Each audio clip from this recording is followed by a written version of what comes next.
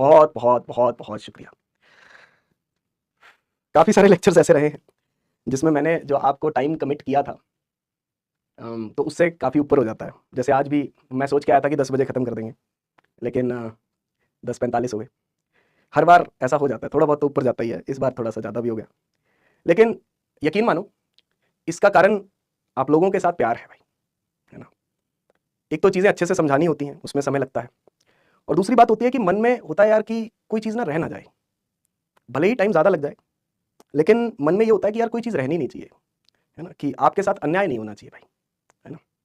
तो इसलिए जो है वो कई बार ज़्यादा टाइम भी लग जाता है, तो उसके लिए मैं आपसे माफ़ी चाहता हूँ, बट कंटेंट पूरा है। और लास्ट लेक्चर था ये इस प्रचंड सीरीज़ का। बहुत ही मज़ा आया पिछले 2 महीने के अंदर, भयंकर मज़ा आया भाई, भयंकर मज़ा आया। और सच मानो कि इस 2 महीने में मैंने जितनी मेहनत करी है ना, मैंने अपनी ज़िंदगी में उतनी मेहनत नहीं करी कभी पढ़ाने के लिए। मतलब पढ़ाना तो चलो आता ही है, मेरे मम्मी डैडी भी टीचर हैं, तो पढ़ाना तो जीन्स में है ना। जीन्स जो जीन्स पहनी हुई है उसमें नहीं, जीन्स मतलब वो वाले जीन्स, है ना। तो मम्मी डैडी भी दोनों टीचर हैं, तो पढ़ाना तो इस वजह से आता ही है। लेकिन इस बार जो है, पिछले साल भी मैंने उम्मीद सीरीज़ में 12th पढ़ाई थी, पूरी नहीं पढ़ाई थी लेकिन काफ़ी हद तक पढ़ाई थी, और 12th वाले लेक्चर तो आपको मेरे को पहले भी मिल जाएंगे। लेकिन इस बार मैं काफ़ी सारा कंटेंट मैं आप लोगों के लिए नया लेके आया हूँ, काफ़ी सारे क्वेश्चंस मैंने नए ऐड किए हैं, और थोड़ा-थोड़ा चीज़ों को समझाने के लिए मैंने और नए-नए तरीके यूज़ किए हैं जिससे ईज़िली समझ में आए और जिससे चीज़ें जल्दी हो जाएँ, है ना? भाई पिछले साल मैंने यही चैप्टर जो है वो 3 घंटे 40 मिनट में पढ़ाया था, है ना? हाँ, क्वेश्चन कम थे। तो इस साल मैंने सोचा कि यार चलो वो तो है ही आपके पास, इस बार क्वेश्चन थोड़े ज़्यादा कराएँगे, और साथ ही साथ जो है कुछ-कुछ चीज़ें भी मैंने ऐड की हैं, है ना? तो कुछ-कुछ कंसेप्ट भी मैंने ऐड किए हैं ताकि भाई कुछ रहना नहीं चाहिए अपना, है ना? तो क्योंकि एनटीए का कोई भरोसा नहीं है भाई, वो आउट ऑफ सिलेबस चीज़ें भी डाल देती है। तो आउट ऑफ सिलेबस चीज़ें भी डाल देती है, तो उसको भी अपन ने रिस्क कवर करके, जैसे ब्रिज रेक्टिफायर था वो भी अपन ने किया है, ठीक है। तो भाई अब आपके ऊपर है कि आप कितनी मेहनत करते हो। अगर आपकी 12th अच्छी हो गई है तो भाई निश्चिंत हो जाओ। कितने क्वेश्चन आने? 45 क्वेश्चन आने हैं। 23 से 25 सवाल आपको 12th के पोर्शन से ही मिलेंगे। टोटल कितने क्वेश्चन है? 45 क्वेश्चन आने हैं, 50 तो आने नहीं है, ठीक है।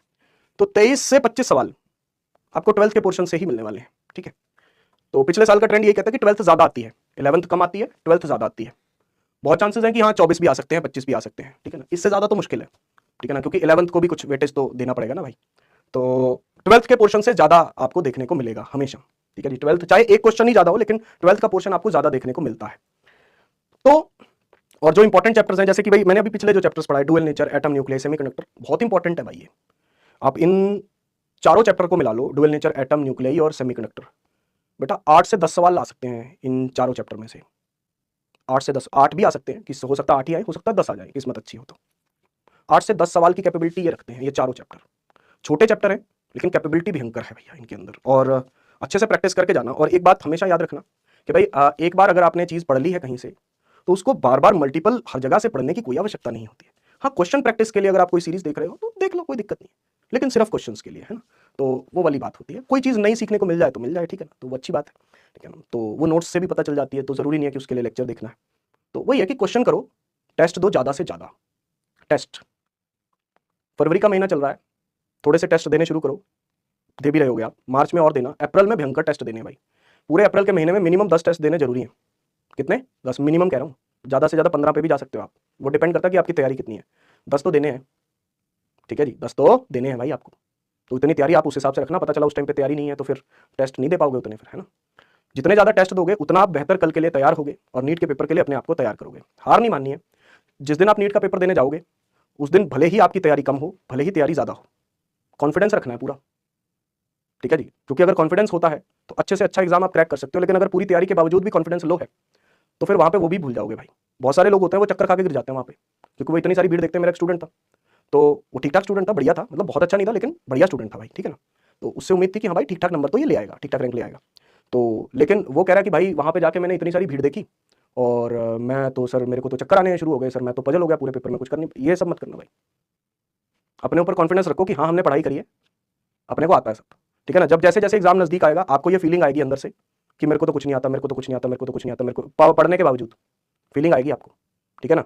जब जैसे जैसे एग्जाम नजदीक आएगा तो आपको ये फीलिंग आएगी कि मेरे को तो कुछ नहीं आता, मेरे को कुछ नहीं आता, मेरे को कुछ नहीं आता, मेरे को कुछ नहीं आता, हाँ ये भी भूल रहा हूँ, ये भी भूल रहा हूँ, ये भी भूल रहा हूँ। भाई रट्टा नहीं मारना है चीज़ों का। जब वो सवाल आपके सामने होगा तो सवाल देख के याद आना चाहिए आपको। ऐसा थोड़ी है कि चीज़ें सारी दिमाग में भरी पड़ी हैं, नहीं। जैसे ही वो सवाल आपके सामने होगा तो सवाल देख के बस याद आ जाना चाहिए। तो आपसे सवाल सॉल्व होने चाहिए, फालतू की टेंशन नहीं लेनी कि हाँ ये भी भूल रहा हूँ, ये भी भूल रहा हूँ, ये भी भूल रहा हूँ, ये सब नहीं करना भाई, ठीक है ना, फालतू की बकवास चीज़ें हैं। तो ऑल दी वेरी बेस्ट, ठीक है जी। और आपके साथ बने रहेंगे टेलीग्राम चैनल पे, ठीक है ना। तो टेलीग्राम चैनल पे आपके साथ बने रहेंगे, और टिप्स मैं आपके साथ शेयर करूंगा, ठीक है ना। तो ऐसा नहीं है कि भाई सीरीज खत्म हो गई तो आपसे साथ छूट जाएगा, ऐसा बिल्कुल नहीं है, ठीक है। So all the very best for the better future, for the best future. और बहुत बड़ी जिम्मेदारी होगी आपके कंधों पे जब आप डॉक्टर बनोगे, है ना, देश को बचाने की, है ना, देश के लोगों को बचाने की।